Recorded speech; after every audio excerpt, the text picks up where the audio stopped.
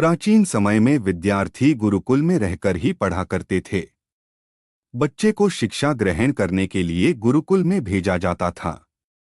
बच्चे गुरुकुल में गुरु के सानिध्य में आश्रम की देखभाल किया करते थे और अध्ययन भी किया करते थे। वरदराज को भी सभी की तरह गुरुकुल भेज दिया गया।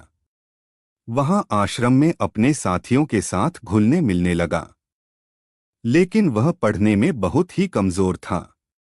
गुरुजी की कोई भी बात उसके बहुत कम समझ में आती थी। इस कारण सभी के बीच वह उपहास का कारण बनता है। उसके सारे साथी अगली कक्षा में चले गए, लेकिन वो आगे नहीं बढ़ पाया। गुरुजी जी ने भी आखिर हार मानकर उसे बोला, बेटा वरदराज, मैंने सारे प्रयास करके देख लिए हैं। अब यही उचित होगा कि तुम यहाँ अपना समय बर्बाद मत करो। अपने घर चले जाओ और घर वालों की काम में मदद करो। वरदराज ने भी सोचा कि शायद विद्या मेरी किस्मत में नहीं है, और भारी मन से गुरुकुल से घर के लिए निकल गया। दोपहर का समय था। रास्ते में उसे प्यास लगने लगी। इधर उधर देखने पर उसने पाया कि थोड़ी दूर पर ही कुछ महिलाएं कुएं से पानी भर रही थी।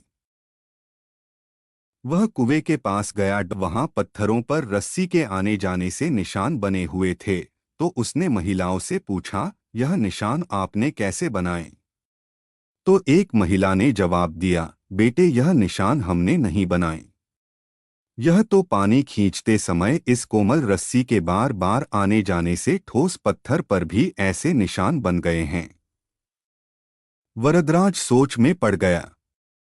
उसने विचार किया कि जब एक कोमल से रस्सी के बार बार आने जाने से एक ठोस पत्थर पर गहरे निशान बन सकते हैं, तो निरंतर अभ्यास से मैं विद्या ग्रहण क्यों नहीं कर सकता।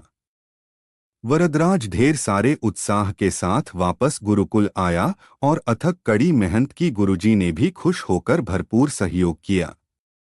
कुछ ही सालों बाद यही मंदबुद्धि बालक वरदराज आगे चलकर संस्कृत व्याकरण का महान विद्वान बना, जिसने लघु सिद्धांत कौमुदी, मध्य सिद्धांत कौमुदी, सार सिद्धांत कौमुदी, गीर्वाण पद्मंजरी की रचना की। दोस्तों, अभ्यास की शक्ति का तो कहना ही क्या है।